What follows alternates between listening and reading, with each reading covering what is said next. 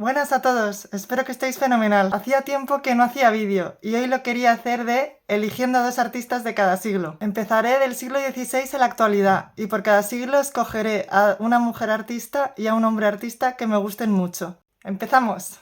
Del siglo XVI, Clara Peters y Peter Bruegel el Viejo. Clara Peters, una pintora flamenca, hija y nieta de pintores. Todo parece indicar que inició su carrera artística en el mundo de las artes en Amberes, que parece que fue su ciudad natal. En sus cuadros se puede ver bodegones muy elaborados, donde aprovechaba para autorretratarse en miniatura. Si te fijas, en sus cuadros aparece ella. Hay que fijarse mucho, pero ahí está. En un mundo donde la mujer tenía menos libertad y no podía pintar lo que le viniera en gana, es como si estuviera diciendo, aquí estoy. El Museo Nacional del Prado cuenta con 4 de sus mejores bodegones, para nuestro deleite. Peter Bruegel el Viejo. Se trata de un pintor flamenco. Nació entre 1524 y 1530 cerca de Breda, Bruselas, e ingresó en el gremio de pintores de Amberes. Luego siguió sus estudios en Italia.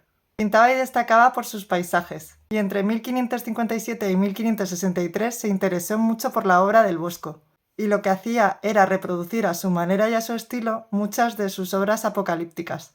Los años posteriores hizo muchos cuadros religiosos.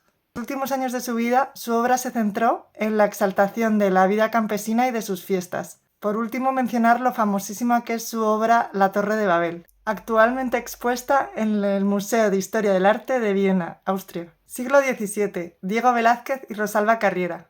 Diego Velázquez nació en Sevilla en 1599. Se le considera el maestro indiscutible. Pintor barroco español, uno de los máximos exponentes de la pintura española y también universal. Influyó en artistas como Dalí y Manet, entre muchos otros. Fue pintor en la corte de Felipe IV en lo que se conoce como el Siglo de Oro. Comenzó su andadura en el mundo del arte ingresando en el taller de Francisco Pacheco. Ascendió rápidamente y su trabajo en palacio fue altamente valorado y premiado. Su trabajo consistía en pintar retratos del rey y su familia, entre otros encargos. Realizó algunos viajes por Europa que marcaron indudablemente su carrera, y muchos artistas le consideraban un referente. Velázquez, por siempre un pintor muy destacado. Rosalba Carriera, una pintora italiana. Nació en Venecia en 1673, en una familia de clase media. Perteneció dentro del movimiento rococó. Cuando era joven se especializó en retratos en miniatura, pero por lo que se hizo conocida fue por sus pasteles, obras que ya eran más grandes. Estas eran suaves y de floridos toques. Popularizó el uso de pinturas al pastel, haciendo muchos retratos que obtenían un gran reconocimiento en la sociedad de la época. Realizaba desde autorretratos hasta también retratar personas importantes de la época. Sabía retratar muy bien la personalidad de la persona retratada y su estado de ánimo. Se convirtió de esta manera en la artista dentro de la Europa de aquella época más célebre. Toda una influencer.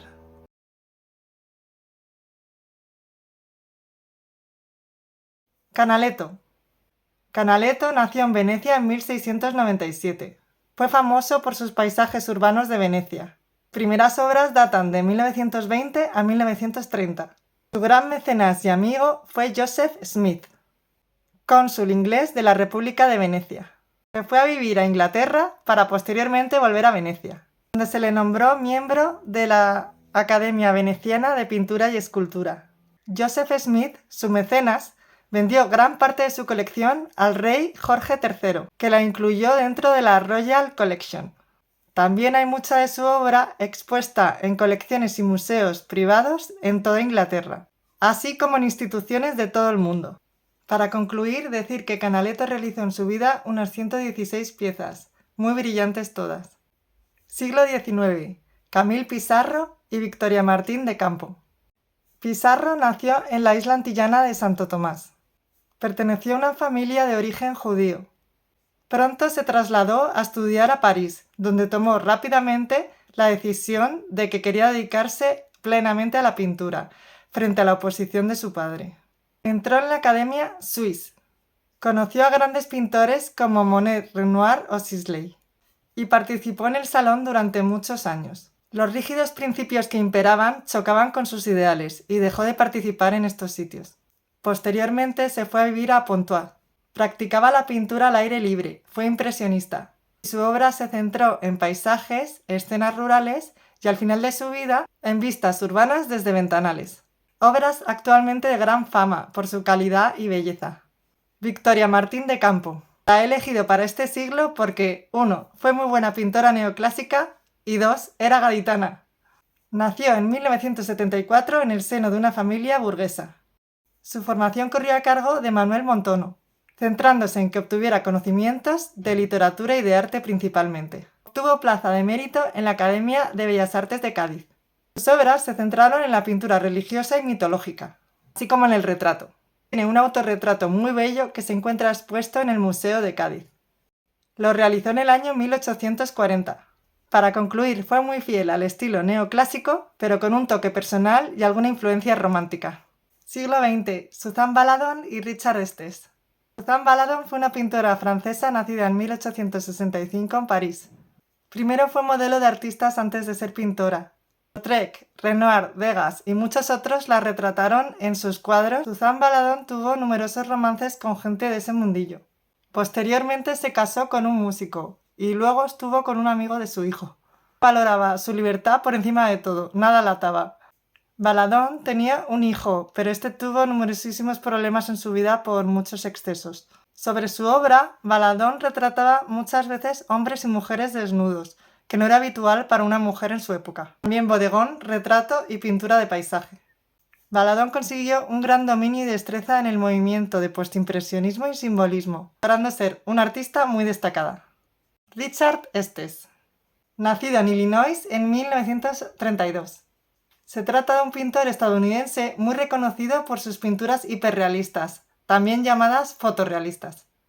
Esta corriente aspiraba a cuadros con una nitidez absoluta, de mayor precisión que la del ojo humano.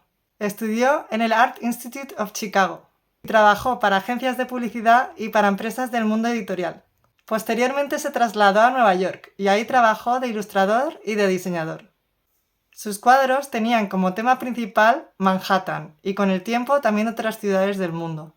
Después de recorrerse España y muchas ciudades europeas, regresó a Nueva York y vive y trabaja allí, y ya tiene 92 años. Y llegamos al siglo actual, siglo XXI, en los que voy a hablar de Jenny Saville y, como no, de Antonio López. Jenny Saville nació en Cambridge en 1970. Estudió en la Glasgow School of Art. Acabó su formación en la Slade School of Fine Art. El coleccionista Saatchi se interesó por su obra y compró su obra por 2 años. Su obra completa.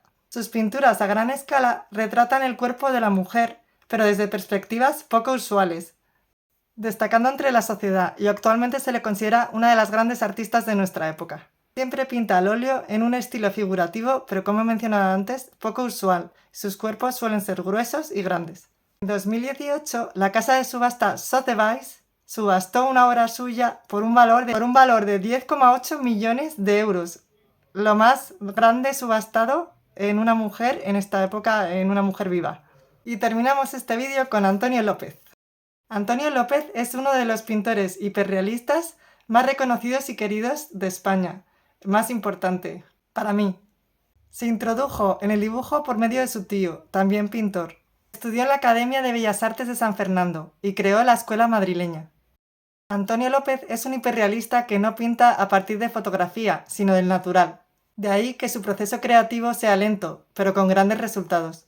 Sus obras suelen ir desde paisajes de Madrid hasta retratos de sus familiares, de conocidos y hasta de la familia real. Antonio López no destaca solo por ser un gran pintor, sino también por ser un gran escultor. Y hasta aquí hemos llegado con Eligiendo 2 artistas de cada siglo. Espero que os haya gustado mucho. Os mando un beso. ¡Mua!